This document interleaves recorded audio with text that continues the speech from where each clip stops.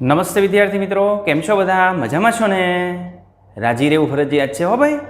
ચાલો, આજે આપણે ધોરણ 11 કેમિસ્ટ્રીની અંદર આપણું જે રનિંગ ચેપ્ટર છે, ચેપ્ટર નંબર 4, કે જેનું નામ છે રાસાયણિક બંધન અને આણ્વીય રચના. તો એમાં આપણે આજનો આપણો ટોપિક છે 4.7.1, કે જેનું નામ છે આણ્વીય કક્ષકોની રચના, યાની પરમાણ્વીય કક્ષકોનું જે રેખીય સંગઠન છે, linear combination of atomic orbital, એની આપણે ચર્ચા કરશું. અને આ આપણા ચેપ્ટરનો 21મો વિડીયો છે. ચલો તો આપણે વાત કરીએ પરમાણ્વીય કક્ષકોનું રેખીય સંગઠન, યાની linear combination of atomic orbital. તો અહીં જે એટોમિક ઓર્બિટલ છે એનું આપણે લિનિયર કોમ્બિનેશન કરવાનું છે. આ લિનિયર કોમ્બિનેશનમાં સૌપ્રથમ આપણે ટેક્સ્ટબુક પ્રમાણે જઈએ તો તરંગયંત્રશાસ્ત્ર આપણને શું કહે છે? તો આ તરંગયંત્રશાસ્ત્ર પ્રમાણે જે પરમાણ્વીય કક્ષક છે એ પરમાણ્વીય કક્ષકોને તરંગ વિધેય સાઈ વડે દર્શાવવામાં આવે છે. એટલે પરમાણુની અંદર જે જુદા જુદા પ્રકારની પરમાણ્વીય કક્ષક છે એ પરમાણ્વીય કક્ષકને આપણે તરંગ વિધેય સાઈ વડે દર્શાવશું. દાખલા તરીકે માનો કે પરમાણુની અંદર 1s કક્ષક છે, 2s કક્ષક છે, 3s કક્ષક છે, તો આને આપણે દર્શાવશું સાઈ 1s, આને આપણે દર્શાવશું સાઈ 2s, આને આપણે દર્શાવશું સાઈ 3s. તો આ પરમાણુની અંદર જુદી જુદી જે પરમાણ્વીય કક્ષક છે એ પરમાણ્વીય કક્ષકને આપણે તરંગ વિધેય સાઈ તરીકે દર્શાવીએ છીએ. અને આ જે તરંગ વિધેય સાઈ છે એ તરંગ વિધેય સાઈ તરંગનો જે કંપવિસ્તાર છે એની સાથે સામ્યતા ધરાવતું હોય. અને જો આપણે એનું મૂલ્ય મેળવવું હોય તો એનું મૂલ્ય આપણને મળશે આ જે શ્રોડિંજરનું તરંગ સમીકરણ છે એ તરંગ સમીકરણના ઉકેલ ઉપરથી આપણે એનું મૂલ્ય મેળવી શકશું.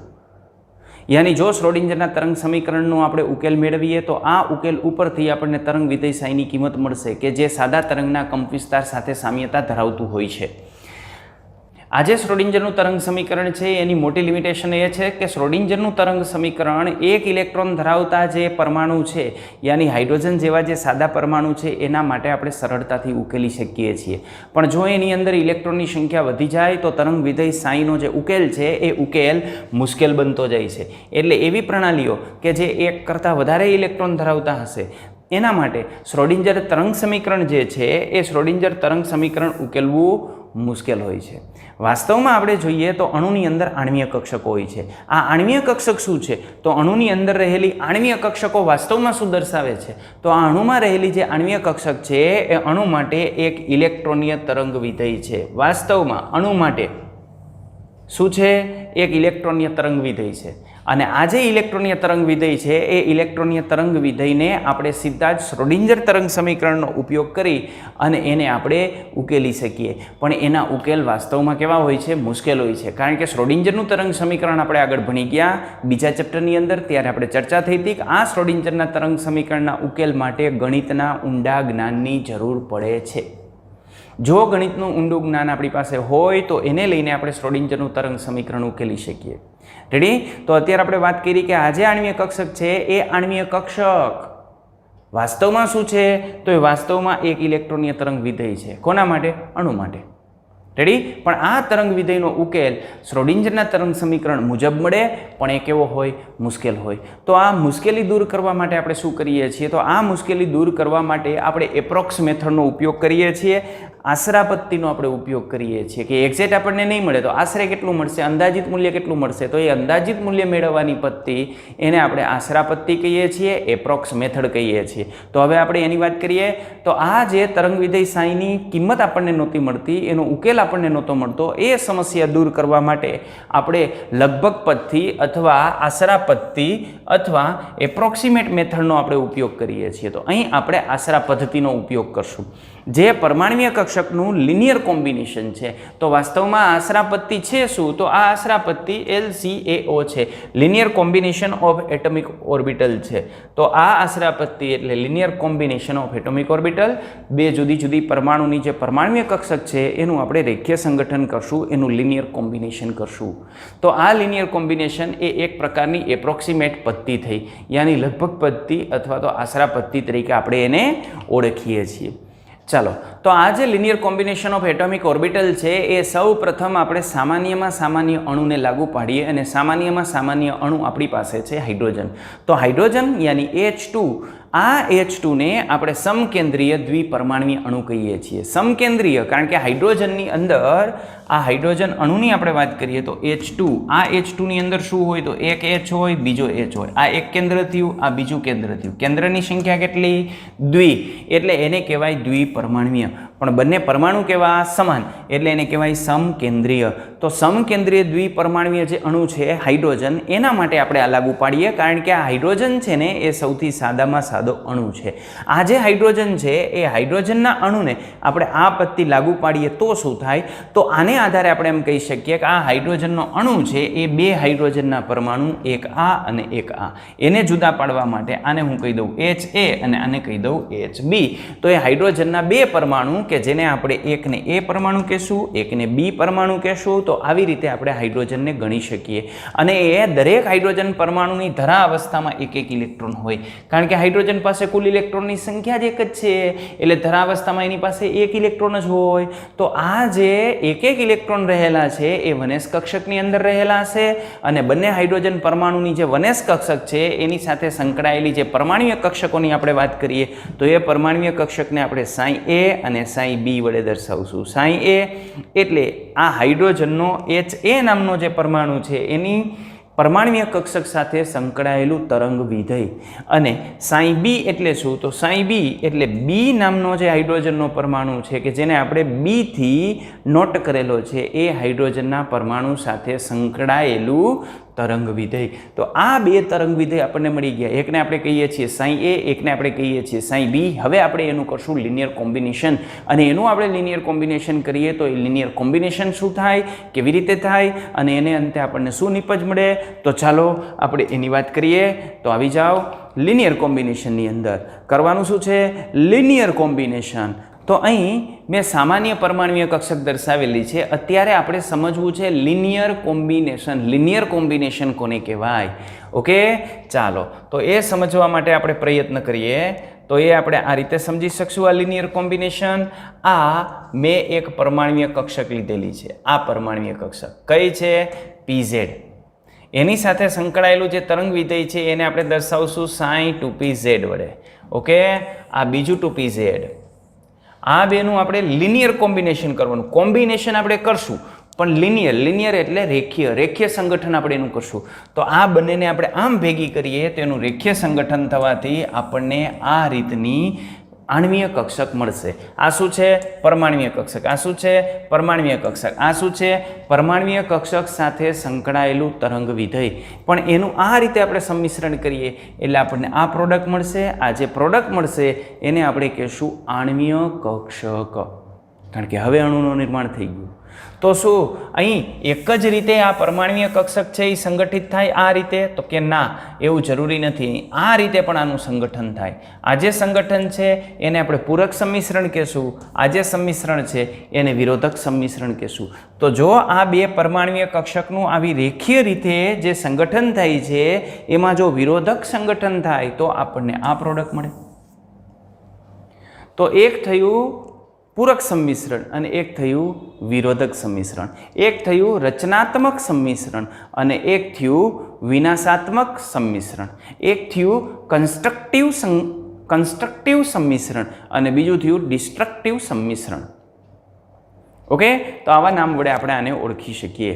ક્લિયર આટલી બાબત? તો આ પ્રકારના સંમિશ્રણ આપણને આની અંદર જોવા મળે છે. એક રચનાત્મક છે અને એક વિનાશાત્મક છે. રેડી? આપણે માત્ર ને માત્ર શું સમજવું છે? રેખીય સંગઠન સમજવું છે. લિનિયર કોમ્બિનેશન કેવી રીતે થાય? આ શું છે? Atomic orbital. આ શું છે? Atomic orbital. અને આ થયું એને શું કહેવાય? Linear combination. તો આખું શું થયું? Linear combination of atomic orbital. વળી પાછો એવો પ્રશ્ન ન થાય કે હાઇડ્રોજનની અંદર આ PZ કક્ષક આવી ક્યાંથી? ઓકે, એટલે માત્ર ને માત્ર આ તમને લિનિયર કોમ્બિનેશન કેવું હોય એ સમજાવવા માટે આપણે અહીંયા ઉદાહરણ લીધું છે.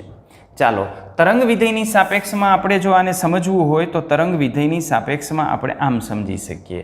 તરંગ વિધેય જવા દો, તરંગની સાપેક્ષમાં સમજીએ.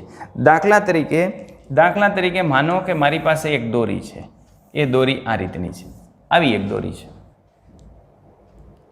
રેડી? આ દોરીના બે પાર્ટ છે અને અહીંથી આ દોરી ભેગી થઈ છે આ રીતે. અહીંયા એક મજબૂત જે સ્થાન છે એ સ્થાન સાથે એને બાંધી દીધી છે. તો આ દોરીની અંદર આપણે જે તરંગ ઉત્પન્ન કરીએ એ તરંગ બે રીતે ઉત્પન્ન થાય.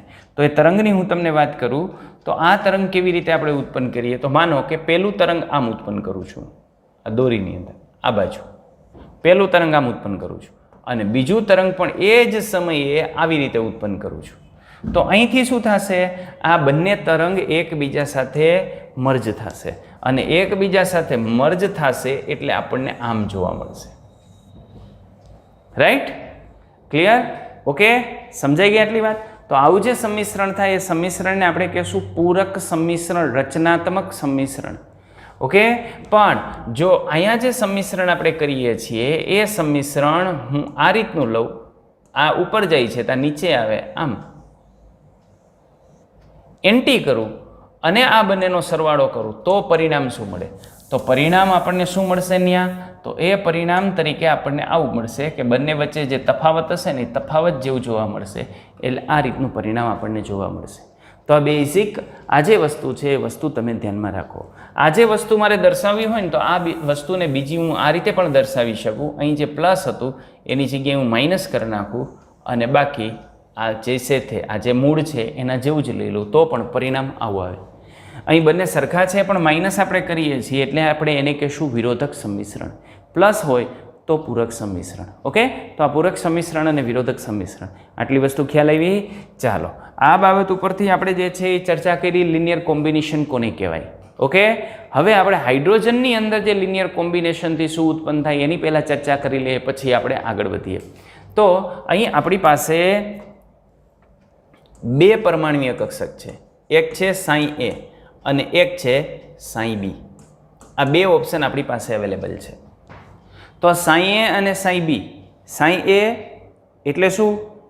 હાઇડ્રોજનના અણુની અંદર જે એ વડે નોટેડ કરેલો જે હાઇડ્રોજનનો પરમાણુ હતો એની 1s કક્ષક સાથે સંકળાયેલું તરંગ વિધેય. ઓકે, અને એવી જ રીતે સાઈ બી. હવે સાઈ એ અને સાઈ બીના આપણે બે ઓપરેશન કરી શકીએ, એક ઓપરેશન આ અને એક ઓપરેશન આ. તો આ ઉપરનું જે ઓપરેશન છે એને આપણે શું કહેશું? તો આ ઉપરનું ઓપરેશનને આપણે કહેશું, આ ઉપરનું જે ઓપરેશન છે એને આપણે કહેશું પૂરક સંમિશ્રણ. કેવું કહેશું? પૂરક સંમિશ્રણ.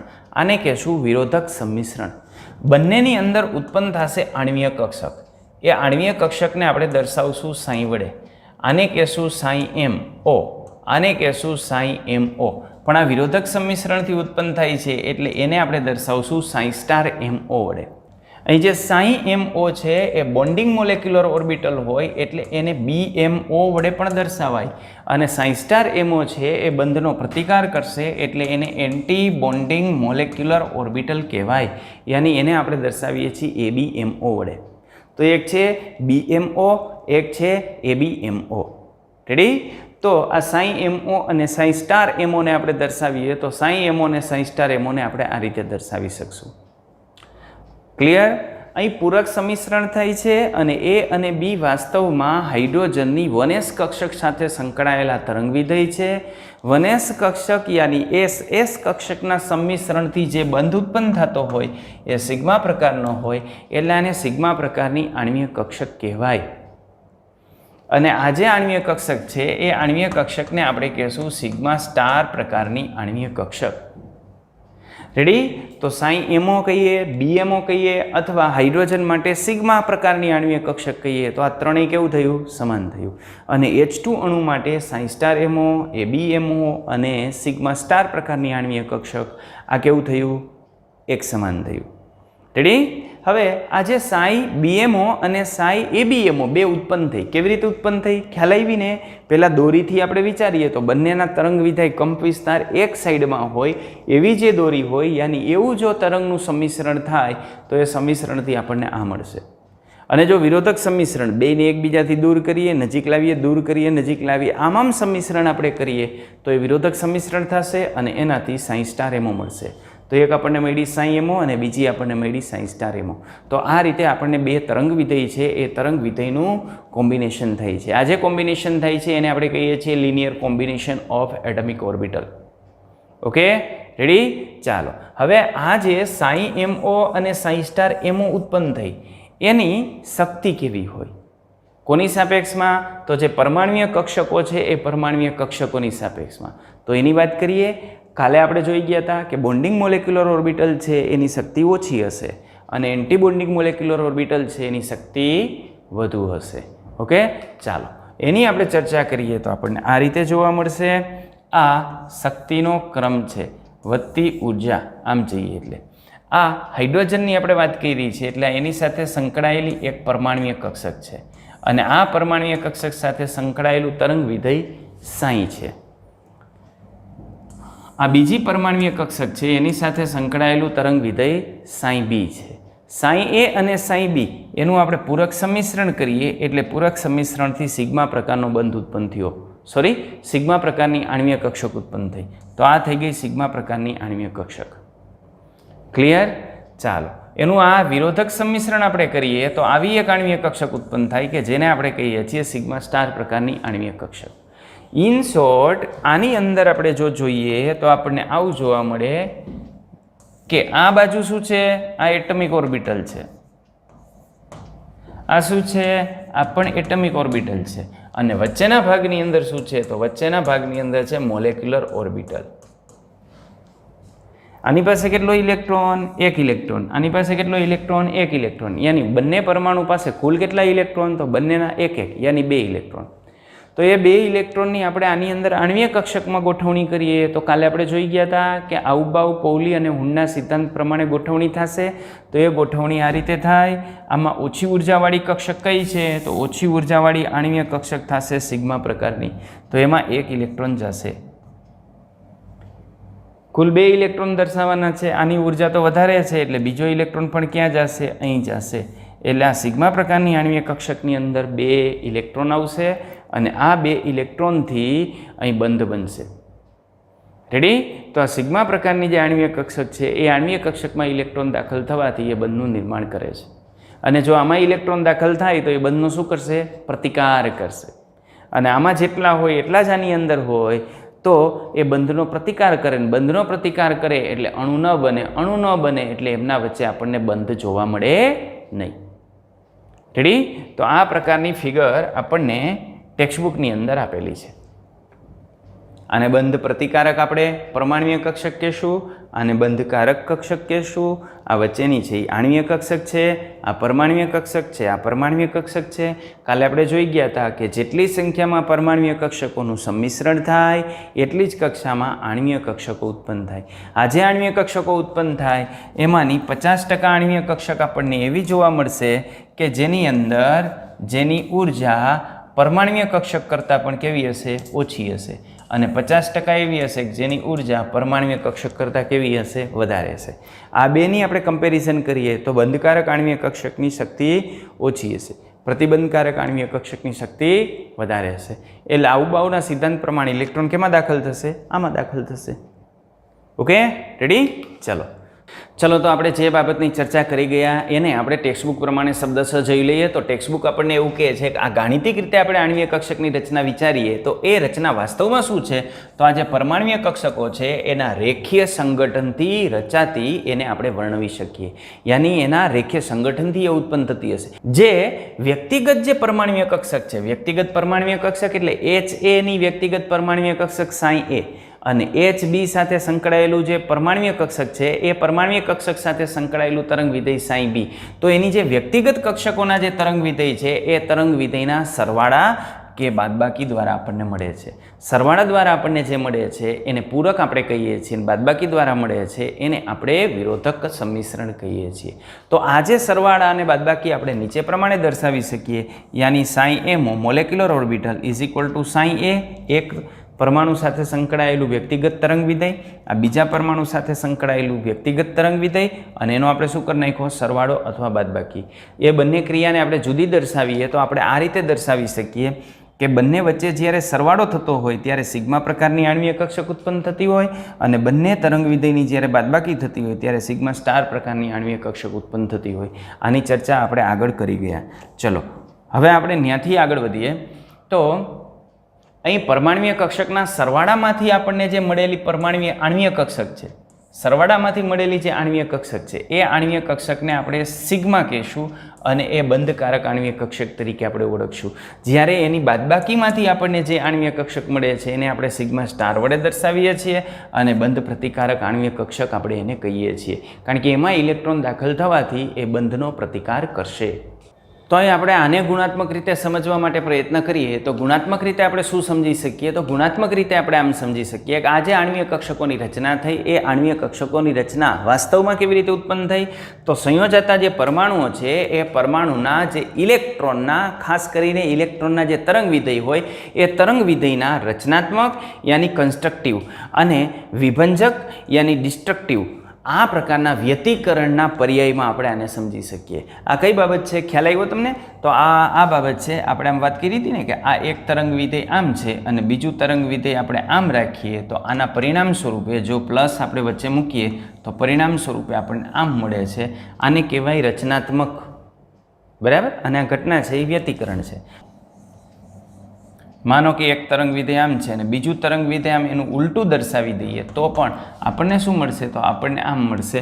આને કહેવાય ડિસ્ટ્રક્ટિવ અથવા તો વિભંજક સંમિશ્રણ. ઓકે? અથવા આપણે આમ મૂકી દઈએ, સમાન જ હોય અને વચ્ચે જે છે એ આપણે બાદબાકી મૂકી દઈએ, આમ તફાવત લઈ લઈએ તો પણ આમાંથી આપણને આ પરિણામ મળશે. આને પણ આપણે કહીએ છીએ વિભંજક. એટલે રચનાત્મક અને વિભંજક વ્યતિકરણ એટલે આ જે બાબત આપણે આગળ હમણાં જે જોઈ ગયા અને અત્યારે આપણે જે જોઈ એના સંદર્ભમાં આપણે સમજાવી શકીએ. રેડી?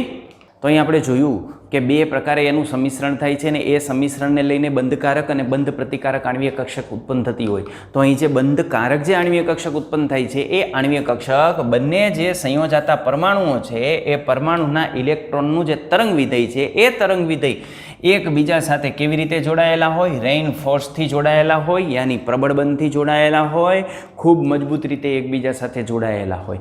અને બંધ પ્રતિકારક આણ્વીય કક્ષકની આપણે વાત કરીએ તો આ વ્યતિકરણને લીધે રચાયેલી જે બંધ પ્રતિકારક આણ્વીય કક્ષક છે એ આણ્વીય કક્ષકની રચનાની અંદર જે બંને તરંગ વિધેયો હતા એ તરંગ વિધેયો એકબીજા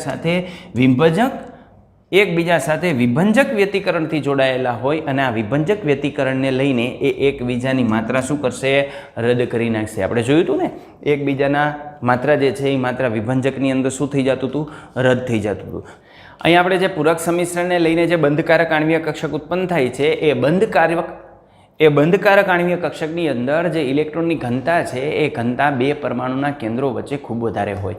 એ બે પરમાણુ કેન્દ્રો વચ્ચે શા માટે વધારે હોય? કારણ કે બે પરમાણુના જે કેન્દ્ર છે એમના વચ્ચે અપાકર્ષણ આપણને ઓછું જોવા મળતું હોય. ચાલો, બંધકારક અને બંધ પ્રતિકારક આણ્વીય કક્ષકોની આપણે જે વાત કરતા હતા તો અહીં આપણે જોઈએ આ તો પી પ્રકારની કક્ષક છે પણ આપણે એના સંમિશ્રણની વાત કરીએ તો આ એક પરમાણુનું કેન્દ્ર છે, આ એક પરમાણુનું કેન્દ્ર, આ બીજા પરમાણુનું કેન્દ્ર. બરાબર? આ જે સંમિશ્રણ થાય છે એ સંમિશ્રણને આપણે કહીએ છીએ પૂરક સંમિશ્રણ. અહીં જે થાય છે એને આપણે વિરોધક સંમિશ્રણ કહીએ છીએ. ક્લિયર? ચાલો, તો આનું જ્યારે આપણે પૂરક સંમિશ્રણ કરશું ત્યારે પરમાણુનું કેન્દ્ર આની અંદર ક્યાં જોવા મળશે? અહીં જોવા મળશે. અહીં પરમાણુનું કેન્દ્ર ક્યાં હશે? અહીં હશે. અને અહીં તમે જોઈ શકો કે આ બંનેની વચ્ચેનો જે લોબ છે એ લોબ ખૂબ મોટો થઈ ગયો, સંમિશ્રિત થઈ ગયો, લોબ ખૂબ મોટો થયો. યાની ઇલેક્ટ્રોન આની અંદર કઈ જગ્યાએ જોવા મળશે? તો આ જગ્યાએ ઇલેક્ટ્રોન જોવા મળશે. રેડી? અને હવે ત્યાં ઇલેક્ટ્રોન આવી જાય એટલે કેન્દ્રનો ધનવીજ ભાર, આનો નેગેટિવ ચાર્જ અને આ બાજુના કેન્દ્રનો પોઝિટિવ ચાર્જ, એને લઈને આપણને શું જોવા મળે? એને લઈને એમના વચ્ચે એટ્રેક્શન જોવા મળે અને આ એટ્રેક્શનને લઈને બંધકારક આણ્વીય કક્ષકની અંદર ઇલેક્ટ્રોન ગોઠવવાનું પસંદ કરતા હોય છે. જ્યારે આ પ્રકારની આણ્વીય કક્ષકની વાત કરીએ તો અહીં કેન્દ્ર છે, અહીં કેન્દ્ર છે, પણ જ્યારે એનું વિરોધક સંમિશ્રણ થશે ત્યારે વિરોધક સંમિશ્રણની અંદર કેન્દ્ર આ જગ્યાએ આવી જશે. જો આ વિરોધક સંમિશ્રણની અંદર કેન્દ્ર આવી ગયા આ જગ્યાએ. રેડી? ઓકે? તો આની અંદર મોટા લોબ આ છે તો અહીં ઇલેક્ટ્રોન જે છે એ મેક્સિમમ આ જગ્યાએ આપણને જોવા મળે. તો અહીં આપણને આવું જોવા મળે, નેગેટિવ પોઝિટિવ પોઝિટિવ નેગેટિવ, યાની આ પોઝિટિવ પોઝિટિવ વચ્ચેની આ રિપલ્ઝન વધારે થાય અને આ રિપલ્ઝન વધારે થાય એટલે બંધ પ્રતિકારક આણ્વીય કક્ષકની અંદર જ્યારે ઇલેક્ટ્રોન દાખલ થાય ત્યારે બંધનો પ્રતિકાર કરે. રેડી? તો આ રીતે આપણને જોવા મળે. અહીંયા બંધકારક આણ્વીય કક્ષક બે કેન્દ્રની વચ્ચે ગોઠવાયેલી છે અને બંધ પ્રતિકારક આણ્વીય કક્ષકની અંદર વચ્ચેના લોબ ખૂબ નાના હોય અને આજુબાજુના જે લોબ છે એ મોટા હોય. ઓકે? ચાલો, હમણાં આપણે જોયું એવી રીતે બંધકારક આણ્વીય કક્ષક હોય તો બંધકારક આણ્વીય કક્ષકની અંદર ઇલેક્ટ્રોન ક્યાં સ્થાન પામેલો હોય? તો બંધકારક આણ્વીય કક્ષકની અંદર આ બંધકારક આણ્વીય કક્ષક હતી, આ પ્રતિબંધકારક આણ્વીય કક્ષક હતી. બરાબર? તો હમણાં આપણે વાત કરી એવી રીતે આ જે બંધકારક આણ્વીય કક્ષક છે એ બંધકારક આણ્વીય કક્ષકની અંદર ઇલેક્ટ્રોન આની અંદર અહીંયા જે છે એ ગોઠવાયેલો હોય. જ્યારે બંધ પ્રતિકારક આણ્વીય કક્ષકની આપણે વાત કરીએ તો આ બંધ પ્રતિકારક જે આણ્વીય કક્ષક છે એમાં બંને કેન્દ્રો, એકનું કેન્દ્ર ક્યાં છે? અહીં. તો આ બંનેના જે છે એ કેન્દ્રો છે, એકનું કેન્દ્ર આ જગ્યાએ છે, એકનું કેન્દ્ર આ જગ્યાએ છે. તો આ બંનેના કેન્દ્રો અને કેન્દ્ર વચ્ચેની જે જગ્યા છે એ જગ્યાએ મુખ્યત્વે ઇલેક્ટ્રોન ઘનતા દૂર સ્થાન પામેલી હોય. યાની ઇલેક્ટ્રોન ઘનતા કઈ બાજુ હોય? તો ઇલેક્ટ્રોન ઘનતા અહીં સ્થાન પામેલી હોય. યાની બંને કેન્દ્રોથી ઇલેક્ટ્રોન ઘનતા જે છે એ દૂર સ્થાન પામેલી હશે અને આ દૂર સ્થાન પામેલી હોય એટલા માટે વચ્ચેના ભાગની અંદર ઇલેક્ટ્રોન મળી આવવાની સંભાવના ઓછી હોય, ખૂબ ઓછી હોય. હવે આપણે પરમાણુની અંદર વાત કરતા હતા. પરમાણુની અંદર આપણને નોડલ પ્લેન જોવા મળે. તો એ નોડલ સમતલની આપણે વાત કરીએ તો આમાં નોડલ સમતલ કોને કહેવાય? તો પહેલાં તો તમે જાણો છો નોડલ સમતલ એટલે શું? તો નોડલ સમતલ કે જેને આપણે નોડલ પ્લેન તરીકે ઓળખીએ છીએ, તો અણુ અથવા પરમાણુની અંદર રહેલો એવો અવકાશીય ભાગ અથવા એવું અવકાશીય સમતલ કે જે સમતલની અંદર ઇલેક્ટ્રોન મળી આવવાની સંભાવના શૂન્ય હોય. તો આ ઇલેક્ટ્રોન મળી આવવાની સંભાવના શૂન્ય હોય એવો ભાગ ધરાવતું જે આપણને સમતલ જોવા મળશે એ સમતલ કે જે જગ્યાએ ઇલેક્ટ્રોન હોય જ નહીં, ઇલેક્ટ્રોન મળવાની સંભાવના શૂન્ય હોય, તો એવો જે ભાગ જોવા મળે છે એ ભાગને આપણે શું કહીએ છીએ? તો એ ભાગને આપણે કહીએ છીએ નોડલ સમતલ. તો આ જે નોડલ સમતલ ત્યાં ઇલેક્ટ્રોનની ઘનતા આપણને કેવી જોવા મળે? શૂન્ય જોવા મળે. અને જો ત્યાં ઇલેક્ટ્રોન મળવાની સંભાવના શૂન્ય હોય તો સીધા જ કોણ કોન્ટેક્ટમાં આવે? તો સીધા જ કોન્ટેક્ટમાં આવે બે પરમાણુના કેન્દ્ર. આપણે હમણાં જે ચર્ચા કરી હતી એવી રીતે અહીં નેગેટિવ, અહીંયા પોઝિટિવ, અહીં પોઝિટિવ અને પછી અહીં નેગેટિવ. તો સીધા પરમાણુના કેન્દ્રો જ એકબીજાના સંપર્કમાં આવે અને સમાન વીજભારને લઈને એ એકબીજાને અપાકર્ષે એટલે બંધનું નિર્માણ થાય નહીં. એટલે એમાં અપાકર્ષણ આપણને કેવું જોવા મળશે? વધારે જોવા મળશે. ઓકે, ચલો હવે બંધકારક આણ્વીય કક્ષકની અંદર ઇલેક્ટ્રોન કઈ જગ્યાએ ગોઠવાયેલા હોય આપણે એની વાત કરીએ તો આ બંધકારક આણ્વીય કક્ષક. આ બંધકારક આણ્વીય કક્ષકની અંદર આ જગ્યાએ કેન્દ્ર હોય તો આ થઈ ગયું એનું કેન્દ્ર. અહીં કેન્દ્ર છે, અહીં કેન્દ્ર છે. અને ઇલેક્ટ્રોન ક્યાં ગોઠવાયેલા છે? તો ઇલેક્ટ્રોન આ જે ભાગ છે એ ભાગની અંદર ઇલેક્ટ્રોન ગોઠવાયેલા છે. બરાબર. તો આ ભાગની અંદર બંધકારક આણ્વીય કક્ષકની અંદર ઇલેક્ટ્રોન ગોઠવાયેલા હોય તો એ ઇલેક્ટ્રોન બંને પરમાણુ કેન્દ્રથી શું થતા હોય? આકર્ષિત થતા હોય. અને બે જે પરમાણુના કેન્દ્ર છે એમના વચ્ચે લાગતું જે અપાકર્ષણ છે એ અપાકર્ષણ પણ એ શું કરતા હોય? ઘટાડતા હોય. તો આને લઈને આ જે બંધકારક આણ્વીય કક્ષકની અંદર ગોઠવાયેલા જે ઇલેક્ટ્રોન છે એ ઇલેક્ટ્રોન કેન્દ્રમાં એકબીજાની સાથે ગોઠવાયેલા રહે છે. અને એ ગોઠવાયેલા રહે એટલા માટે શું થાય? તો અણુસ્થાયી બને. અને આ અણુસ્થાયી બને એટલે અણુની રચના ઉત્પન્ન થતી હોય. પણ આ અણુની રચના બંધકારક આણ્વીય કક્ષકમાં દાખલ થવાથી થાય છે. અને આપણે આગળ ભણી ગયા કે આ જે બંધકારક આણ્વીય કક્ષક છે એ બંધકારક આણ્વીય કક્ષકની શક્તિ જે પરમાણ્વીય કક્ષક છે એ પરમાણ્વીય કક્ષક કરતાં પણ કેવી હોય? ઓછી હોય. તો આ જે બંધકારક આણ્વીય કક્ષક છે એ એમની સંરચનાની અંદર જે પરમાણ્વીય કક્ષક વપરાતી હોય એ પરમાણ્વીય કક્ષક કરતાં પણ એની શક્તિ કેવી હશે? ઓછી હશે. આપણે આ રીતે જોયું હતું ને કે આ પરમાણ્વીય કક્ષક, આ પરમાણ્વીય કક્ષક, એમાંથી શું ઉત્પન્ન થાય? આણ્વીય કક્ષક. તો આ આણ્વીય કક્ષક, આ આણ્વીય કક્ષક છે મોલેક્યુલર ઓર્બિટલ, એની શક્તિ આ પરમાણ્વીય કક્ષક છે, આ પરમાણ્વીય કક્ષક, આ એટમિક ઓર્બિટલ અને આ પણ એટમિક ઓર્બિટલ. તો આની શક્તિ કેવી છે? આ બંને જે એટમિક ઓર્બિટલ છે એના કરતાં પણ આપણને ઓછી જોવા મળે છે. આના કરતાં ઉલટું બંધ પ્રતિકારક આણ્વીય કક્ષકની અંદર આપણે જ્યારે ઇલેક્ટ્રોન દાખલ કરીએ તો એનાથી જ્યારે ઇલેક્ટ્રોન દાખલ કરવાથી જે અણુનું નિર્માણ થાય એ અણુ કેવો બનશે? અસ્થાયી બનશે. આમાં ઇલેક્ટ્રોન દાખલ કરશું એટલે અણુ કેવો બનશે? સ્થાયી બનશે. આમાં ઇલેક્ટ્રોન દાખલ કરશું તો અણુ કેવો બનશે? અસ્થાયી બનશે. શા માટે ત્યાં અણુ જે છે એ અસ્થાયી બને છે? તો એના કારણની આપણે વાત કરીએ તો એનું કારણ આપણે જે છે એ આ રીતે આપી શકીએ. એનું કારણ આ છે કે આ કક્ષકોની અંદર જે ઇલેક્ટ્રોનનું પરસ્પર જે અપાકર્ષણ હોય એ અપાકર્ષણ એમાં બે પ્રકારની ફિનોમિના લાગતી હોય. એક અપાકર્ષણ લાગતું હોય અને બીજું જે છે એ આકર્ષણ લાગતું હોય. તો આમાં ઇલેક્ટ્રોનનું જે પરસ્પર અપાકર્ષણ છે એ પરસ્પર અપાકર્ષણ ઇલેક્ટ્રોન અને કેન્દ્ર વચ્ચેનું જે આકર્ષણ હોય એ આકર્ષણ કરતાં વધારે હોય. વધારે કોણ હોય? આકર્ષણ વધે એટલે શક્તિમાં શું કરે? વધારો કરે. અને શક્તિમાં વધારો થાય એટલે કેવું બને? અસ્થાયી બને. તો આ કારણને લઈને ઉર્જામાં વધારો થાય છે અને આ ઉર્જાના વધારાને લઈને એ અસ્થાયી બને છે. તો આમ બંધકારક આણ્વીય કક્ષકની અંદર ઇલેક્ટ્રોન દાખલ થશે તો અણુને સ્થાયી બનાવશે અને પ્રતિબંધકારક કક્ષકની અંદર જો ઇલેક્ટ્રોન આપણે દાખલ કરશું તો એ ઇલેક્ટ્રોન દાખલ થવાથી અણુ કેવો બનશે? અસ્થાયી બનશે. આગળ આપણે જ્યારે એના આણ્વીય કક્ષક ચિતાર દોરીએ ત્યારે એની અંદર આપણે આ બાબત ખૂબ સારી રીતે સમજશું. ચલો, તો અહીં જે આપણે વાત કરી કે આ જે બંધ પ્રતિકારક આણ્વીય કક્ષક છે એ બંધ પ્રતિકારક આણ્વીય કક્ષકની ઉર્જા મૂળ જે પરમાણ્વીય કક્ષક હોય એના કરતાં વધારે જોવા મળે, જ્યારે બંધકારક જે આણ્વીય કક્ષક છે એની ઉર્જા મૂળ પરમાણ્વીય કક્ષક કરતાં આપણને કેવી જોવા મળે? ઓછી જોવા મળે. રેડી? ક્લિયર? અને બીજી વસ્તુની આપણે વાત કરીએ તો માનો કે આપણી પાસે બે પરમાણ્વીય કક્ષક છે અને બે આણ્વીય કક્ષક છે, તો જો બે પરમાણ્વીય કક્ષકની ઉર્જાનો આપણે સરવાળો કરી નાખીએ અને બે જે આણ્વીય કક્ષક ઉત્પન્ન થાય છે એની ઉર્જાનો સરવાળો કરી નાખીએ એ બંનેની ઉર્જા રહેશે કેવી? તો સરખી રહેશે. યાની બે આણ્વીય કક્ષકોની જે કુલ ઉર્જા આપણને મળે છે એ બે પરમાણ્વીય કક્ષકોની કુલ ઉર્જા જેટલી આપણને મળતી હોય છે.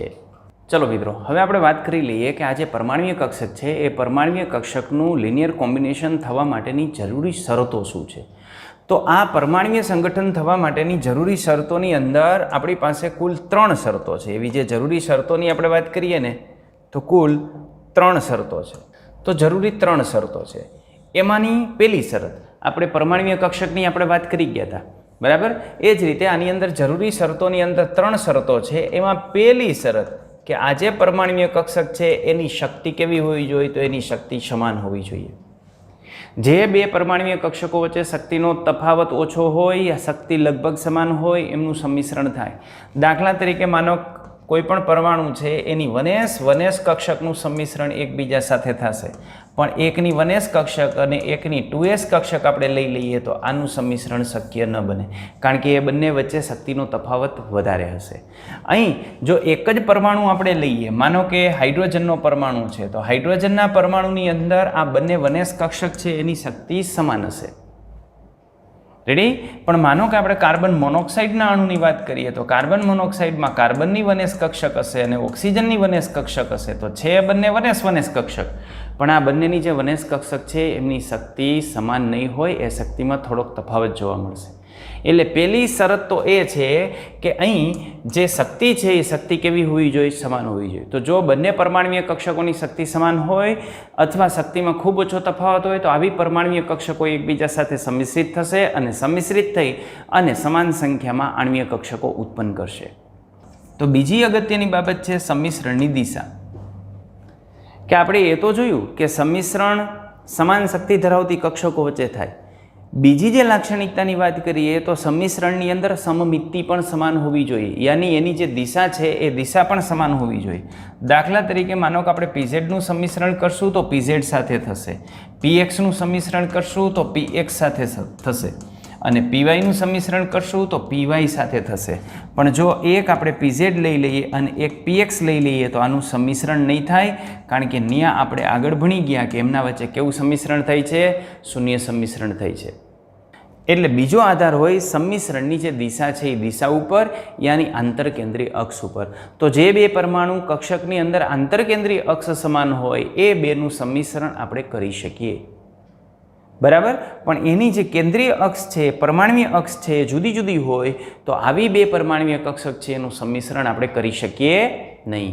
અને ત્રીજી બાબત છે કે અહીં જે સંમિશ્રણ પામતી જે કક્ષકો છે એ સંમિશ્રણ પામતી કક્ષકોની સંમિશ્રણની માત્રા વધારે હોવી જોઈએ, કારણ કે જેમ સંમિશ્રણની માત્રા વધશે એમ એની સ્થિરતા વધશે, બરાબર? આપણે આગળ ભણી ગયા કે સિગ્મા બંધ છે એ મજબૂત હોય, પાઈ બંધ છે એ નિર્બળ હોય. શા માટે? કારણ કે સિગ્મા બંધની અંદર સંમિશ્રણ વધારે થાય છે. એટલે બીજી અગત્યની બાબત છે સંમિશ્રણની માત્રા. તો જેમ સંમિશ્રણની માત્રા વધશે એમ બંધ કેવો બનશે? મજબૂત બનશે. રેડી? તો આટલી બાબત ઉપર આ આધાર રાખે છે. તો અત્યારે આપણે વાત કરી કે આ જે સંમિશ્રણ થાય છે તો એ સંમિશ્રણની અંદર કઈ બાબત જરૂરી છે, સંમિશ્રણ થવા માટે આવશ્યક બાબતો કઈ છે, આવશ્યક શરતો કઈ છે? તો આ 3 શરતો. એમાં પહેલી શરતો શક્તિ સમાન હોવી જોઈએ અથવા તફાવત ખૂબ ઓછો હોવો જોઈએ. બીજું, એની દિશા જે છે એ યોગ્ય હોવી જોઈએ. અને ત્રીજું, સંમિશ્રણ યોગ્ય માત્રામાં થતું હોવું જોઈએ. સંમિશ્રણ પર્યાપ્ત માત્રામાં થાય તો બંધનું નિર્માણ થાય, નહીતર બંધનું નિર્માણ થાય નહીં. ઓકે, ચાલો. તો અહીં આપણે આ જે વિડીયો લેક્ચર છે એ વિડીયો લેક્ચર પૂરો કરીએ છીએ. ફરી પાછા નવા વિડીયો લેક્ચર સાથે આપણે મળશું. ત્યાં સુધી બધાને ટાટા બાય બાય, અને વિડીયો લાઈક કરવાનું ન ભૂલતા. ઓકે.